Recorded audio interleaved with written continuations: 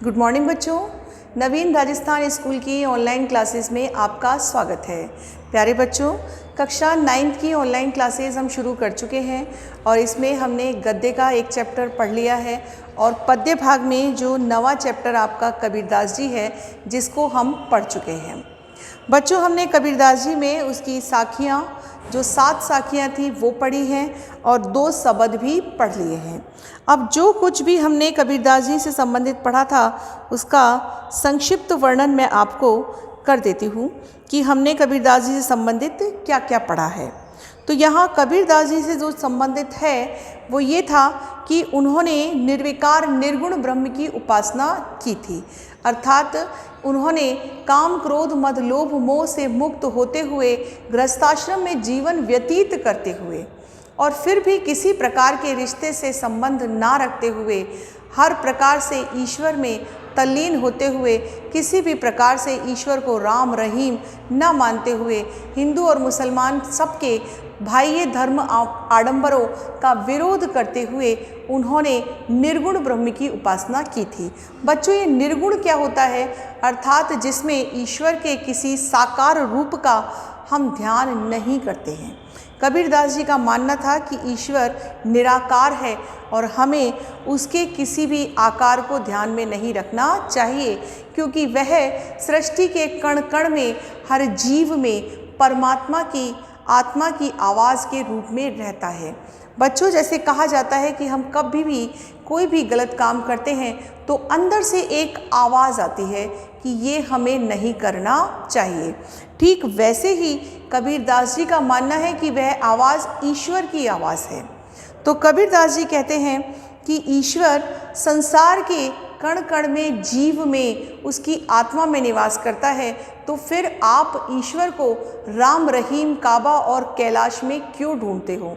वो तो हर मनुष्य में, हर जीव में, हर प्राणी में आपको दिखाई देगा जब आप उसके साथ अपने जैसा ही व्यवहार करेंगे। जैसा आप दूसरों से अपने लिए उम्मीद करते हैं वैसा ही व्यवहार जब आप दूसरों से करेंगे तो सही अर्थों में आपको ईश्वर के दर्शन हो जाएंगे। बच्चों, यहाँ ये बात विशेष रूप से उन्होंने प्रत्येक साखी में बताई कि हमें ईश्वर को ज्ञान की दृष्टि से देखना चाहिए, वहीं ईश्वर को प्रेम की दृष्टि से देखना चाहिए। गुरु की भक्ति हमें करनी चाहिए। ऊंचे कुल और नीचे कुल से कोई फर्क नहीं पड़ता, लेकिन कर्म अच्छे होने चाहिए। तो उन्होंने अलग अलग साखी में अलग अलग बातों की ओर संकेत किया है। अब यहाँ जो बात उन्होंने शब्द में लिखी, उस शब्द में मुख्य बात यही थी कि उन्होंने एक प्रथम शब्द में ये बताया था कि धार्मिक बाह्य आडंबरों के माध्यम से हम ईश्वर को जाने कहाँ कहाँ ढूंढते फिरते हैं। हम ईश्वर को जंगल में ढूंढते हैं, तो हम ईश्वर को मंदिर मस्जिद में ढूंढते हैं, तपस्या करते हैं, यज्ञ आदि हवन करवाते हैं, लेकिन ये सब बातें व्यर्थ हैं, क्योंकि ईश्वर इन सब चीज़ों से प्राप्त नहीं होता है। ईश्वर तो प्राप्त होता है हमें केवल अंतरात्मा में झांकने से, अर्थात अपनी आत्मा के अंदर जो ईश्वर विराजमान है, जो हमें बार बार गलत कार्यों को करने से टोकता है, ऐसे ईश्वर को हमें देखना चाहिए। और ऐसे ईश्वर को देखने के लिए बच्चों केवल दिव्य चक्षु ही हमारी सहायता कर सकते हैं। आप कहेंगे ये दिव्य चक्षु कैसे प्राप्त होते हैं? बच्चों, जब मैं कुछ गलत करती हूँ और मुझे अंदर की आत्मा कहती है कि नहीं, ये नहीं करना है, जब पहली बार में मैं अपनी आत्मा की आवाज़ सुन लेती हूँ तो वही ईश्वर की आवाज़ है। और वहीं जब मैं उसकी आवाज़ को सुनते हुए भी गलत काम करने को तैयार हो जाती हूँ तो वही माया मोह की आवाज़ है, जिसको हमने ईश्वर की आवाज़ के ऊपर स्थान दे दिया है। तो बच्चों, यही बात यहाँ कबीर ने स्पष्ट की है कि ईश्वर तो हर आत्मा में निवास करता है, आत्मा कभी परमात्मा से अलग नहीं होती है। कबीरदास जी बच्चों अद्वैतवादी कहे जाते हैं। ये बात आपको बताई गई थी कि कबीरदास जी जो हैं वो अद्वैतवादी हैं। अब अद्वैत का मतलब क्या होता है? अद्वैतवादी का मतलब है कि कबीरदास जी जो हैं वो अद्वैतवादी हैं। अब अद्वैत का मतलब क्या है वो समझिए कि अद्वैत अलग कर दीजिए, अर्थात दो नहीं। अद्वैत का मतलब है दो नहीं, अर्थात ए उपसर्ग लगने से द्वैत का मतलब हो गया कि जो दो नहीं है, अर्थात जो एक ही है। तो यहाँ दो कौन, दो अलग अलग नहीं बताए कबीरदास जी ने। उन्होंने कहा कि आत्मा और परमात्मा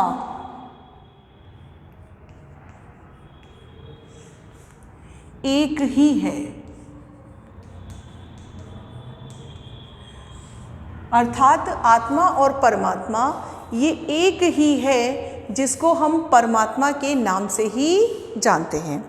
तो कबीरदास जी ने अपने साखियों और शब्द के माध्यम से हमें लोक कल्याण, गुरु की भक्ति, ईश्वरीय प्रेम, आत्मबोध, संसार बोध, मोह माया आदि से दूर रहने के जो संकेत दिए, वही उन्होंने ये सिखाया कि हमें लोक आडंबर, क्रिया कर्म, योग, तपस्या, वैराग्य और सामाजिक दुर्भावनाएं, नीतिगत भेद और जातिगत भेद आदि को ध्यान में नहीं रखना चाहिए और जीवन को निष्कलुषित होते हुए हमें व्यतीत करना चाहिए। कबीरदास जी ने जहाँ पहले पद में निर्गुण निराकार ब्रह्म की उपासना पर बल दिया है, वहीं बाह्य आडंबरों का खंडन किया है, और वहीं दूसरे पद में उन्होंने ये बताया है कि ईश्वर जो है वो किसी भी रूप में हमें अपने दर्शन करा सकता है, लेकिन उस रूप तक पहुँचने के लिए गुरु और ज्ञान की आवश्यकता होती है। अब यहाँ कबीरदास जी ने दूसरे पद में गुरु और ज्ञान का वर्णन किया कि ज्ञान जो है वो एक ऐसी आंधी के समान है, जिस आंधी के चलते ही समस्त संसार का जो कचरा है वो उड़कर कहीं अन्यत्र चला जाता है। तो कबीरदास जी का कहना है कि वो कचरा किस चीज़ का कचरा, मनुष्य के शरीर पर जो कचरा चिपका हुआ है वो है कपट का कचरा, विकार यानी काम, क्रोध, मद, लोभ, मोह, ये विकारों का कचरा। ये जो कचरा है ये मनुष्य के शरीर पर चिपका हुआ है। ये ऐसा कचरा है जो कचरा जब तक मनुष्य अपने आप से दूर नहीं करेगा, इन विकारों से जब तक दूर नहीं होगा, तब तक वो ईश्वर को हर मनुष्य के अंदर देख नहीं सकता है। यही बात उन्होंने दूसरे में बताई है कि आंधी के चलने से, अर्थात ज्ञान की आंधी आ जाने से, ज्ञान की प्राप्ति हो जाने से हमें वो ईश्वर हर जगह दिखाई देने लगता है। इच्छाओं का घड़ा नष्ट हो जाता है, मोह रूपी लकड़ियाँ टूट जाती हैं और हर प्रकार से जो संतों के सहयोग में रहते हैं और संतों का आनंद जो ज्ञान से भरा हुआ है वो प्राप्त करते हैं, तो सहज ही ईश्वर के अस्तित्व का बोध भी उनको हो जाता है। और जिनको ईश्वर के अस्तित्व का बोध हो जाता है तो सही अर्थों में उन्हें आत्मबोध की प्राप्ति हो जाती है। तो कबीरदास जी ने बच्चों हमें यहाँ संपूर्ण पद में जो कुछ भी समझाया था वो यही था कि जीवन में हमें लोक कल्याण, हित और समस्त ऐसे कर्मों को करना चाहिए जिससे कि संसार में ऐसे कर्म करते हुए हम अमर हो जाएं और अमर होते हुए लोग हमारी वाणी को सदैव याद रखें। बच्चों, कबीरदास जी के बारे में ऐसा कहा जाता है कि उन्होंने जीवन के अंतिम दिन मगहर में केवल इसीलिए व्यतीत किए थे क्योंकि लोक धारणा थी कि मगहर में मरने वाला व्यक्ति सीधे नरक में जाता है। वो ये दुनिया को, हिंदू और मुसलमान जो अलग अलग धर्मों पे नाम पर एक दूसरे पे आक्षेप करते थे और अलग अलग तरीक़ों से एक दूसरे को हानि पहुंचाने का प्रयास करते थे, उन्होंने ये बात स्पष्ट की कि जो लोक धारणा मिथ्या लोक धारणा है उसका नाश हो जाना चाहिए। यदि लोग ये समझते हैं कि मगहर में मरने से नरक की प्राप्ति होती है तो ठीक है, मैं मगहर में ही अपना शरीर त्याग दूंगा। और ऐसा ही कबीरदास जी ने किया क्योंकि उन्होंने अपने जीवन के अंतिम दिन मगहर में व्यतीत किए और वहीं उन्होंने अपनी अटूट ईश्वरीय प्राप्ति के साथ ही अपने शरीर को त्याग दिया। शरीर को त्यागने के उपरांत उनका शव भी गायब हो गया था, क्योंकि उस शव के केवल 2 फूल थे, जो हिंदू ने एक फूल जला दिया और एक फूल मुसलमानों ने दफना दिया। तो जीवन भर कबीर जी का जन्म और मृत्यु एक रहस्य ही बनी रही। आज भी उन्हें हमें एक ईश्वर के रूप में स्वीकार करना चाहिए। वो हमें केवल संसार में यही ज्ञान देने आए थे कि ईश्वर का कोई स्वरूप नहीं है, वो हर स्वरूप में अपनी सृष्टि के बनाए हुए हर कण में अपना रूप दिखाता है, बस हमने उसे अलग अलग रूप प्रदान कर रखा है। अपनी अंतरात्मा में ईश्वर को महसूस करो। ये ईश्वर हमें हर जगह, हर रूप में, हर साधन में दिखाई देगा। जब हम स्वार्थ के बल से ऊंचे उड़ जाएंगे, तब ये ईश्वर हमें हर जगह, हर रूप में दिखाई देने लगेगा। तो बच्चों, अब हम पाठ्य पुस्तक के प्रश्न शुरू करते हैं। तो बच्चों, पाठ्य पुस्तक के प्रश्नों के अलावा ये ध्यान रखें कि हम कॉपियों में अब तक व्याख्याएं कर चुके हैं। साथ ही जब मैंने साखियां पढ़ाई थी, तब भी एक बात आपसे कही थी कि प्रत्येक साखी से एक एक प्रश्न बन सकता है। जैसे कि मानसरोवर से कवि का क्या आशय है। वहीं दूसरा प्रश्न आपको बताया था कि प्रेमी को यहाँ प्रेमी क्यों ढूंढ रहा है। और तीसरा प्रश्न बताया था कि कवि ज्ञान रूपी हाथी पर चढ़ने की बात क्यों कह रहा है। फिर था कि कबीरदास जी ने निरपेक्ष भाव से सच्चा संत किसे कहा है। फिर प्रश्न था कि कबीरदास जी ने ऐसा क्यों कहा है कि हिंदू और मुसलमान दोनों ही ईश्वर से दूर हैं। फिर क्वेश्चन था कि कबीरदास जी ने आटे के उदाहरण से क्या बात स्पष्ट करनी चाहिए है। और अगला प्रश्न था कि कबीरदास जी ने सोने की अवहेलना क्यों की है, अर्थात उन्होंने सोने को अशुद्ध क्यों माना है। तो यहाँ पर प्रत्येक साखी से एक एक प्रश्न अन्य महत्वपूर्ण प्रश्न के रूप में बनाया जा सकता है। तो ये प्रश्न भी आपको लिखने हैं, क्योंकि प्रत्येक प्रश्न का उत्तर आपकी व्याख्या से ही निकलेगा, तो वो आपको करवाने की ज़रूरत नहीं है। वो प्रत्येक प्रश्न का उत्तर आप व्याख्या से ही करेंगे। अब हम जो पाठ्य पुस्तक के प्रश्न हैं उन्हें शुरू करते हैं। पहला प्रश्न है कि मानसरोवर से कवि का आशय क्या है। कबीरदास जी के अनुसार मानसरोवर शब्द से उनका आशय है आत्मा में ज्ञान का सरोवर। आत्मा में ज्ञान का ऐसा सरोवर जिसमें साधना रूपी हंस क्रीड़ा यानी अपना साधना का काम करता रहे। आत्मा रूपी सरोवर जिसमें हंस रूपी जो ज्ञान का सरोवर है वो तो है मानसरोवर।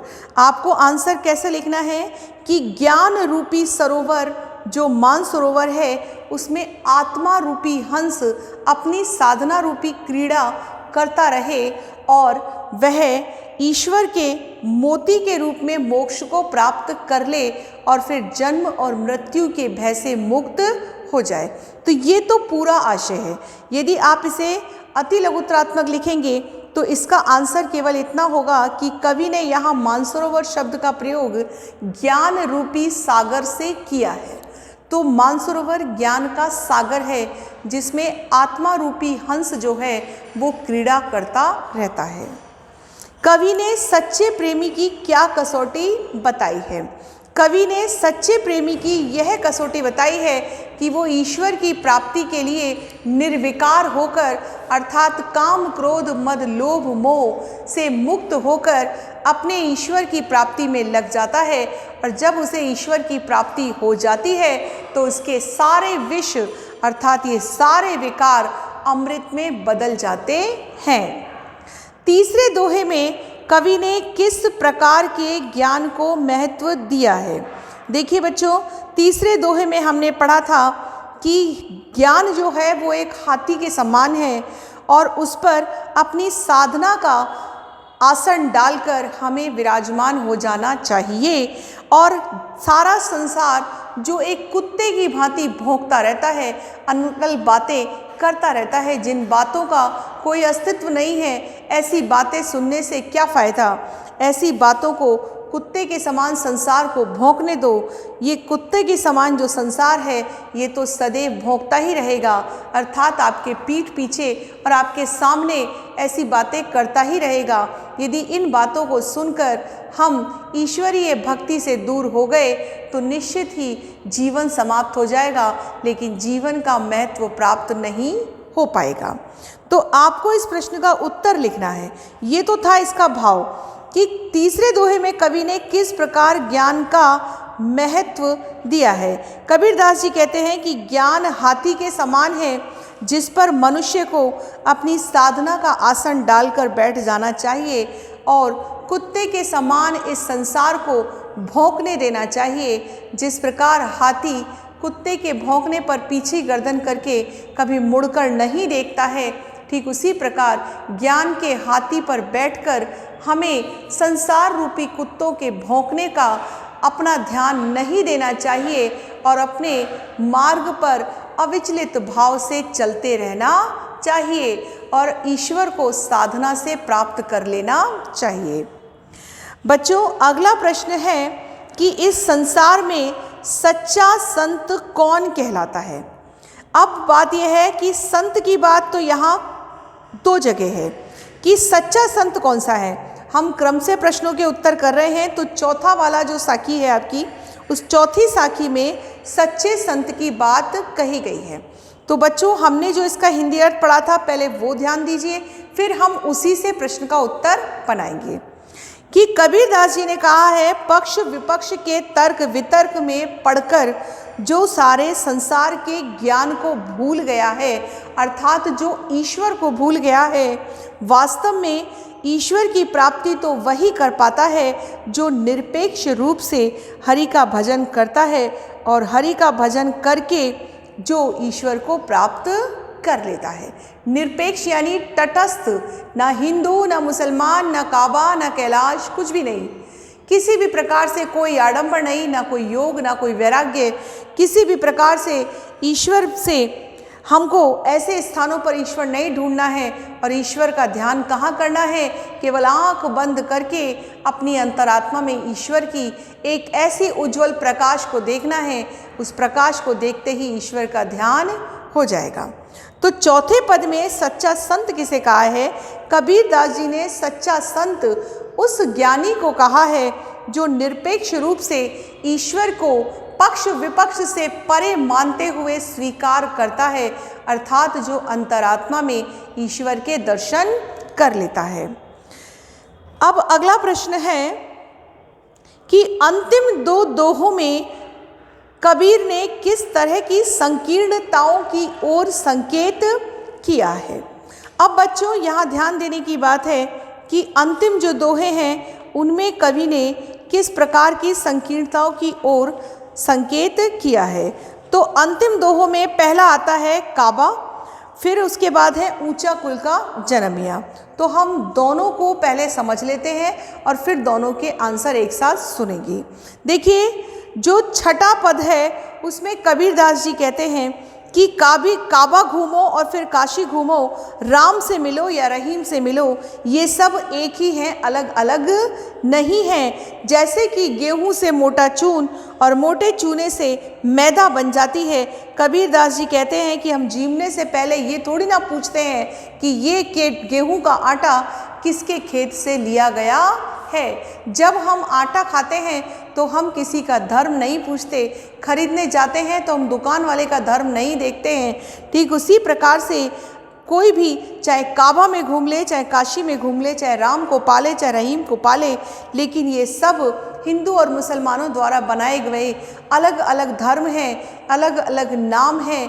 इनमें ईश्वर को अलग कर दिया है, लेकिन वास्तविकता में ईश्वर का अस्तित्व निराकार है और वो हर जगह, हर रूप में, हर प्राणी में, हर अंतरात्मा में दिखाई देता है।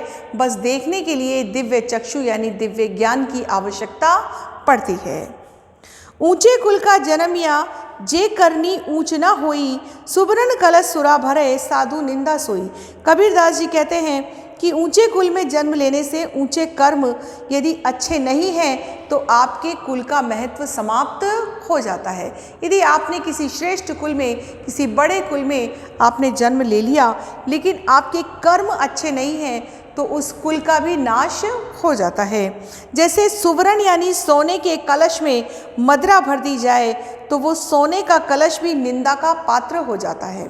तो यहाँ इन दोनों पदों में कैसी संकीर्णताओं का कबीरदास जी ने चित्रण किया है। कबीरदास जी ने पहले पद में धार्मिक आडंबर अर्थात धर्म के नाम पर अलग अलग मतभेद का खंडन किया है।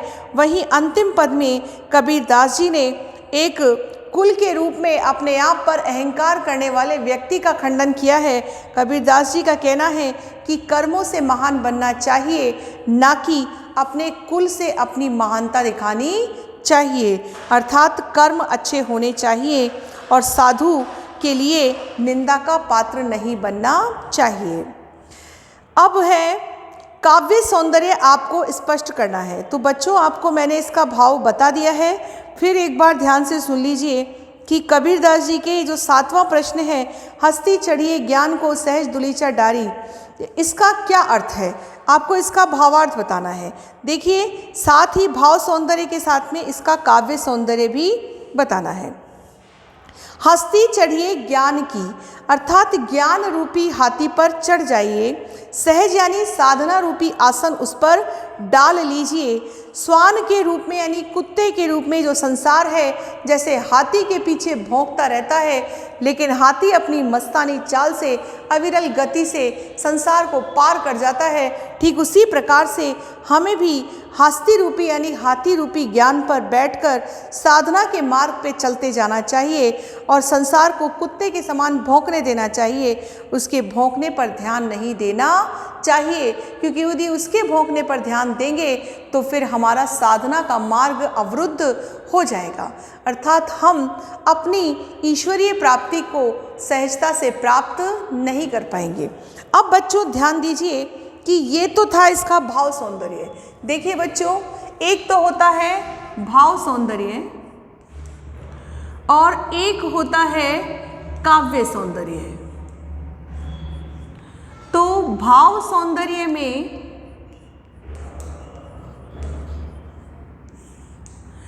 हम उसकी जो भी उसकी व्याख्या है वो करते हैं कि उसमें भाव प्रधानता क्या है, स्पष्टीकरण, उसका पूरा स्पष्टीकरण आता है कि क्या बात उसमें आपको बतानी है।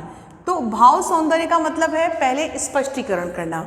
अब बात आती है कि काव्य सौंदर्य, तो काव्य सौंदर्य या शिल्प सौंदर्य,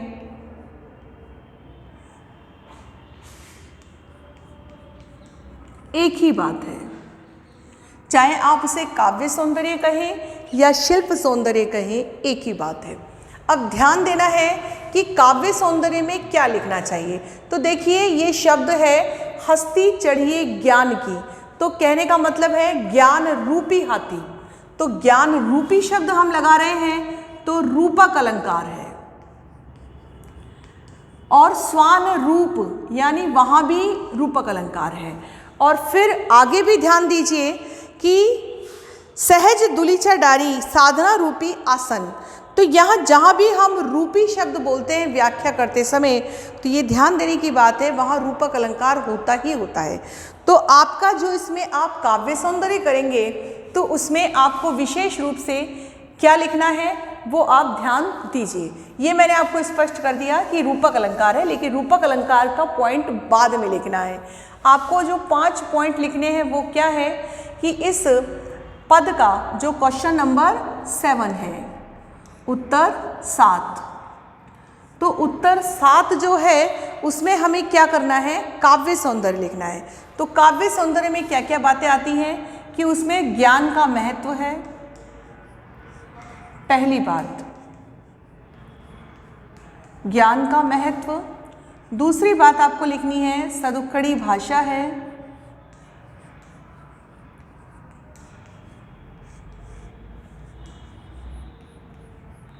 तीसरा पॉइंट आएगा ज्ञान मार्ग है, ज्ञान मार्गी साधना। फिर जो पॉइंट आएगा, क्योंकि इसमें ज्ञान का महत्व बताया है, तो साधना भक्ति में नहीं लेनी है आपको ज्ञान मार्ग की साधना लेनी है, तो ज्ञान मार्ग की साधना है। फिर चौथा पॉइंट जो आएगा वो क्या है कि इसमें आपके रूपक अलंकार है। कौन सा अलंकार है? रूपक अलंकार। तो बच्चों, जो आपका ये हस्ती चढ़िए ज्ञान की ये जो साखी है, इसमें 4 बिंदु मुख्य रूप से काव्य सौंदर्य के आएंगे। तो वो काव्य सौंदर्य के 4 बिंदु कौन से हैं कि ज्ञान का महत्व है, सदुक्कड़ी भाषा है, ज्ञान मार्गी साधना की ओर संकेत किया गया है और इसमें रूपक अलंकार है। अब बात करते हैं बच्चों क्वेश्चन नंबर 8 की। क्वेश्चन नंबर 8 है कि मनुष्य ईश्वर को कहाँ कहाँ ढूंढता फिरता है। तो बच्चों, हमने जो सबद यानी पहला पद पढ़ा है, उस पहले पद को खोलिए और देखिए कि उसमें लिखा है, मोको कहाँ ढूंढे बंदे, मैं तो तेरे पास में, ना मैं देवल ना मैं मस्जिद, ना काबे कैलाश में। तो देखो उसमें कबीरदास जी ने लिखा है और स्वयं ईश्वर के रूप में ही कहा है कि ईश्वर को वंदे तू कहाँ ढूंढता है।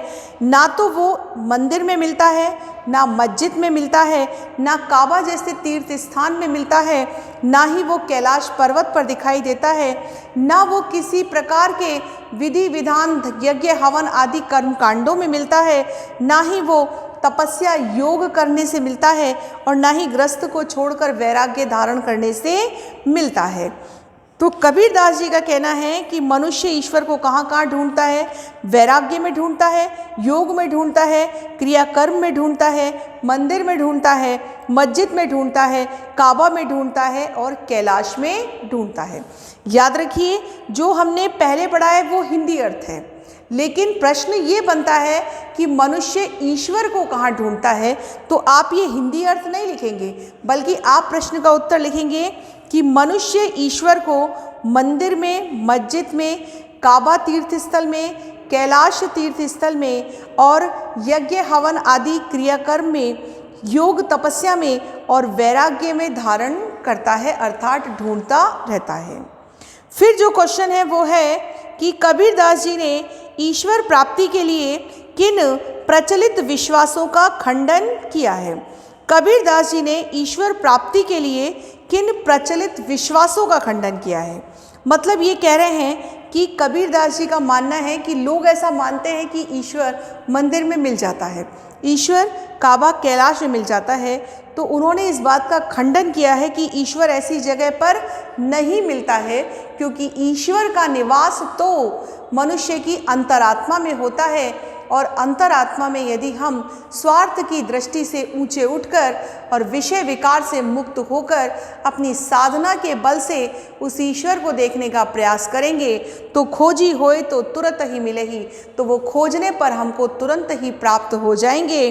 पल भर की तलाश में, अर्थात थोड़ा सा ढूंढने पर ही ईश्वर के दर्शन प्राप्त हो जाएंगे। फिर है, कबीर ने ईश्वर को सब श्वासों की श्वास में क्यों कहा है। कबीर ने ईश्वर को सब श्वासों की श्वास में क्यों कहा है। बच्चों, श्वास का मतलब है यहाँ पर सांस से, सब यानी सभी की। कबीरदास जी ने ईश्वर को हर मनुष्य की हर सांस में निवास करने वाला बताया है।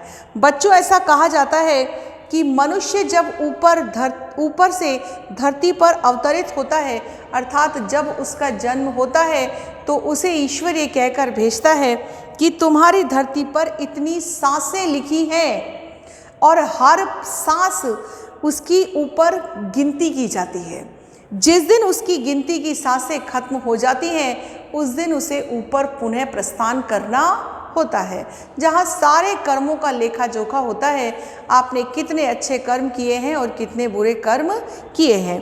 तो यही बात यहाँ पर स्पष्ट होती है कि कबीरदास जी ने ईश्वर की प्राप्ति के कबीरदास जी ने ईश्वर को सब श्वासों की श्वास में क्यों कहा है। तो इस बात को समझना है कि कबीरदास जी का मानना है कि ईश्वर संसार की हर प्राणी की हर सांस में निवास करता है। अब हर सांस में निवास करता है, इसलिए हर सांस के अंदर ईश्वर के दर्शन करने चाहिए। जो मनुष्य हर मनुष्य की सांस में ईश्वर को देखता है वही सच्चा योगी होता है। कबीरदास जी ने ज्ञान के आगमन की तुलना सामान्य हवा से ना करके आंधी से क्यों की है? कबीरदास जी ने ज्ञान के आगमन की तुलना सामान्य हवा से ना करके आंधी से इसलिए की है क्योंकि सामान्य हवा केवल हमारे शरीर को शीतलता पहुंचाती है या फिर थोड़ा बहुत कष्ट देती है, लेकिन आंधी जो होती है वो हमारे घरों के, हमारे शरीर के जितने भी कूड़ा करकट यानी गंदगी वाले स्थान होते हैं वहाँ से कचरे को उड़ाकर ले जाती है। तो कबीरदास जी ने यहाँ ज्ञान की आंधी की ओर संकेत किया है और उनका कहना है कि जब ज्ञान की आंधी चलती है तो मनुष्य के विकारों के रूप में जो भी काम क्रोध मद लोभ मोह विकारों के रूप में जो शरीर पर कूड़ा करकट जमा हुआ है वो सारा कूड़ा करकट वो अपने साथ उड़ाकर ले जाती है। ज्ञान की आंधी का भक्त के जीवन पर क्या प्रभाव पड़ता है? देखिए, इसका उत्तर भी ऊपर जैसा ही है कि कबीरदास जी कहते हैं कि जब ज्ञान की आंधी चलती है तो भक्त का जीवन जो होता है वो निर्मल हो जाता है, अर्थात उसके जीवन से को काम क्रोध मद लोभ मोह और कपट रूपी जो कूड़ा है वो उड़कर चला जाता है। ऐसा कपट रूपी कूड़ा जो है जब वो उड़कर उसके जीवन को निर्मल बना देता है तो सहज रूप से उसे ईश्वर की प्राप्ति यानी ईश्वर की अनुभूति, ईश्वर जो संसार में हर जगह हर सांस में है उसकी प्राप्ति, उसके अस्तित्व की पहचान उसे सहज रूप से हो जाती है। अगला प्रश्न है बच्चों, भाव स्पष्ट कीजिए। अब भाव क्या है कि हित चित्त के द्वे थूनी गिरानी मोह बलिंडा टूटा आंधी पीछे जो जल बूठा प्रेम हरि जन भीना। अब अलग अलग दो पंक्तियां हैं तो ध्यान देना है आपको कि इन अलग अलग दो पंक्तियों को कैसे लिखना है। तो पहली पंक्ति है हित चित्त की द्वे थूनी गिरानी मोह बलिंडा टूटा।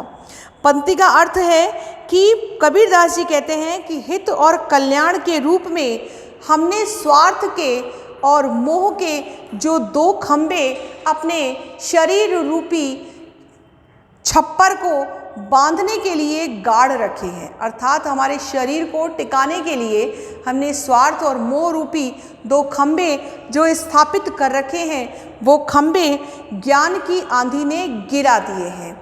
जब ज्ञान की आंधी हमारे अंतरात्मा में प्रवेश कर गई तो वो खंभे स्वतः ही टूट गए, अर्थात हमारा स्वार्थ और हमारा अज्ञान हमसे दूर हो गया। जब ये स्वार्थ और अज्ञान हमसे दूर हो गया तो मोह रूपी जो मोटी लकड़ी के समान हमारा आधार था वो भी छूट गया, अर्थात परिवार से विरक्ति हो गई। और जब परिवार से विरक्ति हो गई तो हमें सहज रूप से ईश्वर की प्राप्ति हो गई।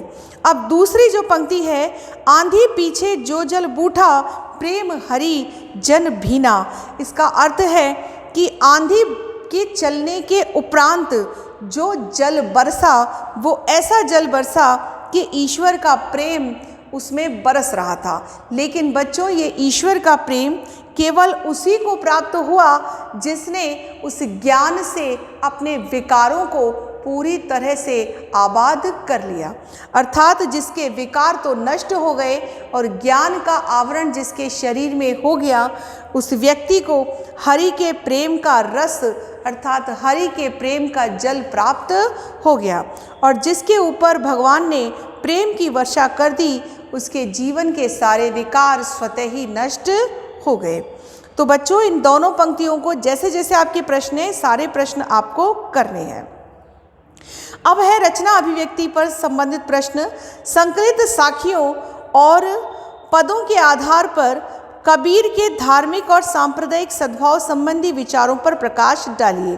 तो बच्चों, परिचय के रूप में आपको जो कुछ भी धार्मिक और सांप्रदायिक सद्भाव संबंधी पूरा प्रथम लेक्चर हमने बताया था, उस पर आपको ध्यान देना है और किस प्रकार से उन्होंने धर्म के रूप में हिंदू और मुसलमान ने अलग अलग जो ईश्वर की प्राप्ति के साधन बताए कि राम की प्रार्थना और रहीम की आराधना, इस तरह के रास्तों से अलग होते हुए हर व्यक्ति की सांस में ईश्वर के दर्शन का मार्ग जो कबीरदास जी ने बताया, उसे स्वीकार करने का भाव हमें रखना चाहिए।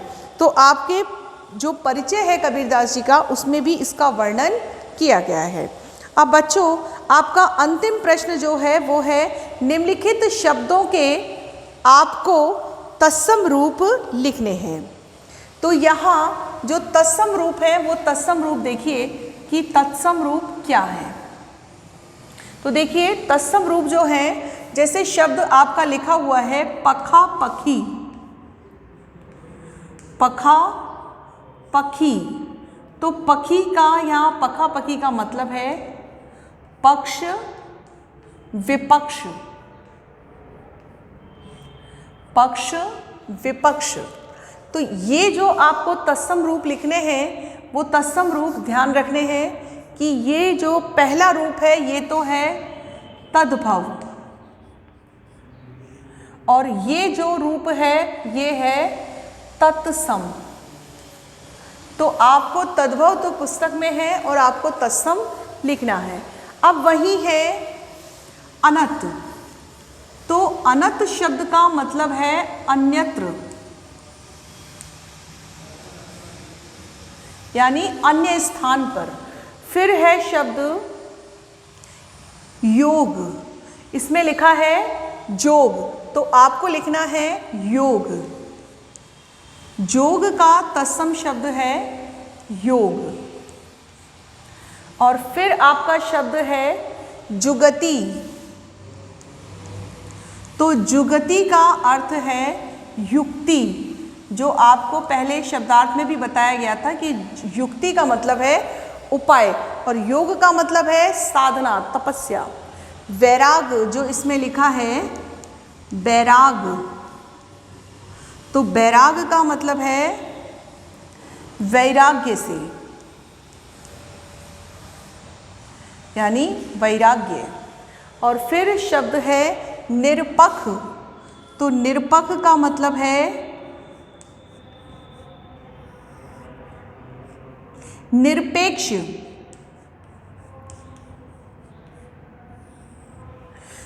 निरपक्ष का मतलब है निरपेक्ष। तो बच्चों, हमने आज अपने कबीरदास जी से संबंधित जो भी प्रश्न थे उनको पूरा कर लिया है।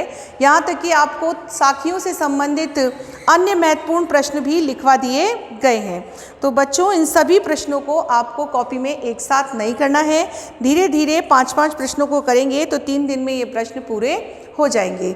यदि और भी कोई अन्य प्रश्न आपके मस्तिष्क में उभरता है तो अपनी कॉपी में लिखकर उसे तैयार रखें। जब भी नियमित कक्षाएं लगेंगी तो आपको उन प्रश्नों का उत्तर दे दिया जाएगा। उम्मीद है कि आपको कबीरदास जी समझ में आए होंगे। धन्यवाद।